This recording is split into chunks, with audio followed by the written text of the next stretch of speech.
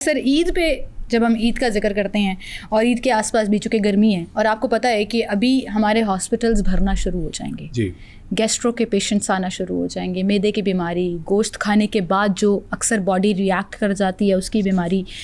ये मैंने जैसे अभी शुरू में कहा ना, तो ये बड़ा लोगों को अजीब लगा होगा, ईद या बीमारी, तो ये है, दिस इज़ रियलिटी।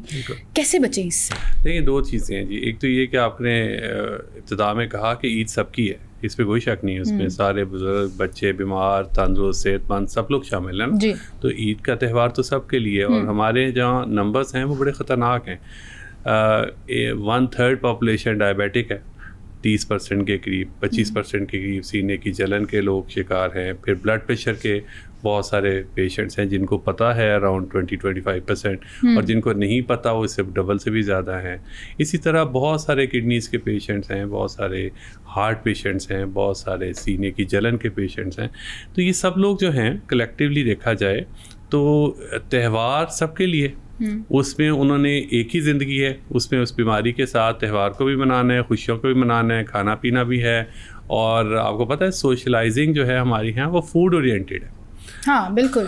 खाने पे जाना है तो किसी से मिलना है तो खाने पे जाना है, किसी को बुलाना है तो चाय पे बुलाना है। तो ये फूड और इंटरेक्शन, सोशल रिलेशनिंग और त्यौहार, ये सब बड़ी एक कॉम्प्लेक्स सी मिली जुली सी सिचुएशन है, जिसमें बेसिक चीज़ें अगर की जाएं तो सब लोगों के लिए ये त्यौहार बाइसे ज़हमत नहीं बनेगा और एक खुशी का मौका है। और उसमें हर चीज़ बहुत ज़्यादा पाबंदियों के बगैर एक ख़ास हद तक हर लोग, सारे लोग ही खा पी सके। बिल्कुल सही। आप ये कह रहे हैं कि कुर्बानी का गोश्त या बड़ा गोश्त जो रेड मीट है, जो अक्सर डॉक्टर्स मना कर देते हैं, जिसको बाकी साइड के लोग जिनको आपने कहा ना कि हर कोई फ़िलासफ़र बना हुआ है, उसमें वो कुछ ऐसे टोटके हैं जिसमें वो कहते हैं कि जी ये तो डॉक्टरों की हर बात नहीं माननी चाहिए। फिर कुछ हकीम हैं जो कहते हैं कि नहीं नहीं नहीं नहीं ये ले लें, ये ठीक है।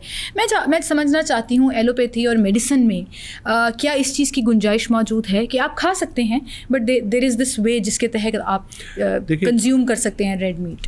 बिल्कुल खा सकते हैं। Red meat is very healthy, number 1। बकरे का गोश्त, गाय का गोश्त, इसको कलेक्टिवली हम रेड मीट कहते हैं। और किसी हद तक हमारे मुल्क में ऊँट की कुर्बानी भी होती है तो उसमें भी शामिल हो जाता है। वाइट मीट कहा जाता है मुर्गी और मछली के गोश्त को। तो रेड मीट जिन लोगों को मना किया जाता है वो उसकी कुछ रीज़न्स हैं। उसमें एक तो ये है कि उसकी लेयर्स के अंदर चर्बी होती है, तो उसकी चर्बी को साफ़ करना बाद सूरतों में पूरी तरह से ख़त्म करना मुमकिन नहीं होता। तो एक तो रीज़न ये होती है। दूसरा ये है कि रेड मीट के भी कुछ बुरे कंपोनेंट्स हैं, जिस तरह ऑर्गन मीट है, कलेजी है, गुर्दे हैं, इस तरह की चीज़ें। और सिरीपाई निहारी है, ये जो सिरीपाई और कलेजी का जो कंपोनेंट है, इसमें उसके बुरे कंपोनेंट्स ज़्यादा बढ़ जाते हैं, ख़ास तौर पे किडनी पेशेंट्स के लिए, यूरिक एसिड के पेशेंट्स के लिए, कोलेस्ट्रॉल के पेशेंट्स के लिए।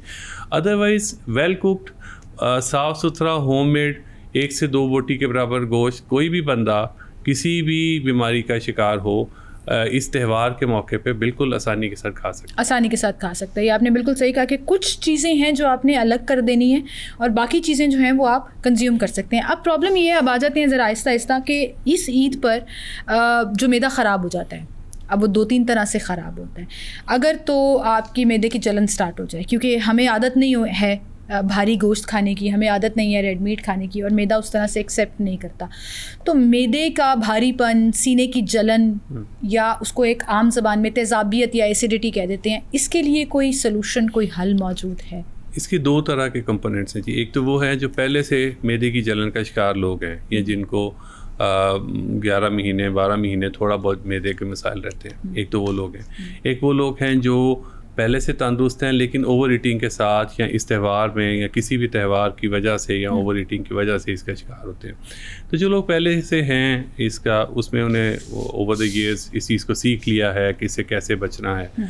उसमें बेसिक एहतियाती तदाबीर में ही है कि खाना खाती फ़ौरन लेटे नहीं, झुके नहीं, नमाज खाली पेट पढ़े, तकिए वाली साइड बिस्तर की थोड़ी सी ऊंची रखें, एक वक्त में बहुत ज़्यादा ना खाने की कोशिश करें, और खाने के साथ पानी कम इस्तेमाल करें या कोई भी लिक्विड कम इस्तेमाल करें।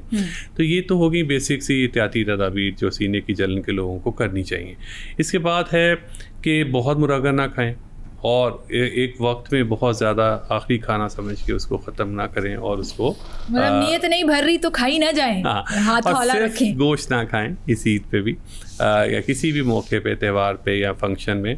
उसके अंदर शामिल करें फल सब्जियां, उसके अंदर शामिल करें आप सैलड, और उसके 3 कंपोनेंट्स बना के एक हिस्सा उसको गोश्त से और दूसरा बाकी चीज़ों से बने।